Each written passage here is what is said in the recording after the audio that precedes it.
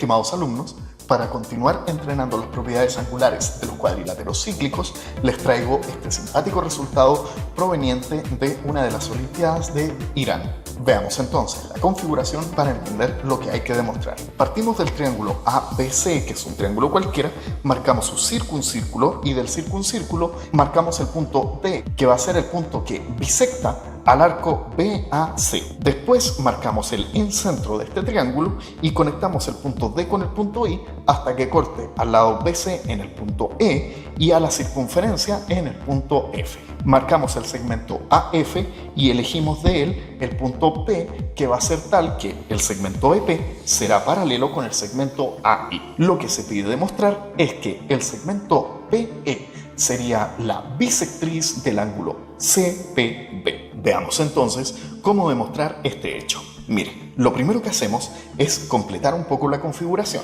Marcamos el centro de la circunferencia circunscrita y marcamos el punto diametralmente opuesto al punto D.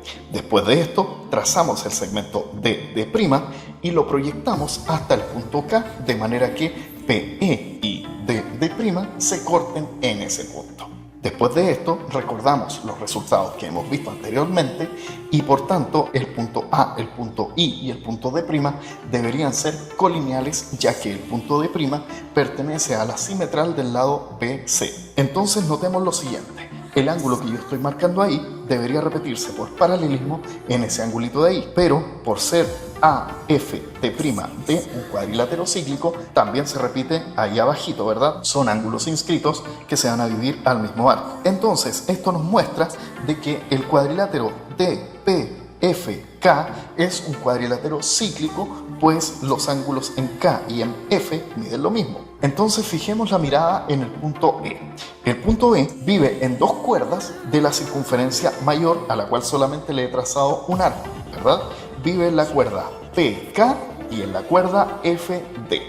Entonces, por potencia interior del punto E, notamos de que se tiene la igualdad PE por EK debería ser igual a FE por ED. Pero si usted se fija bien, el segmento DF vive en la circunferencia menor y por tanto el punto E debería tener la misma potencia interior en esta circunferencia. Es decir, la potencia respecto del segmento DF debería ser la misma que la potencia respecto de cualquier otro segmento que pase por E, es decir, el segmento BC en este caso, ¿verdad? Por eso yo sigo la igualdad ahí, pero si miramos el primer y el último lado de estas igualdades, notaremos que nos está diciendo aquí de que los puntos P, B, K y C son concíclicos, puesto que el punto E tiene igual potencia respecto del segmento BC y el segmento PK.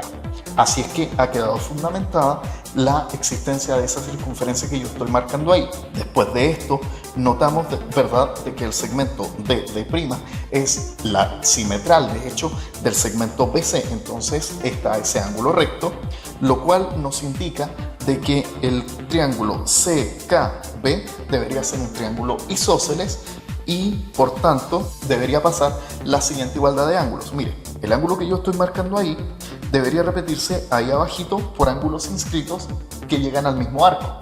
Y además, ese ángulo también mide lo mismo que el ángulo contrario, porque es un triángulo isósceles, pero ese ángulo también se repite al otro lado por, de nuevo, ser ángulos que se van a dividir al mismo arco. Y ahí entonces ha quedado demostrado el hecho de que los ángulos en que ha quedado cortado el ángulo CPB por el segmento PE miden lo mismo. Y eso era, estimados alumnos, lo que queríamos demostrar. Ante cualquier duda respecto de mi solución, por supuesto, usted ya sabe siempre cómo contactarse conmigo.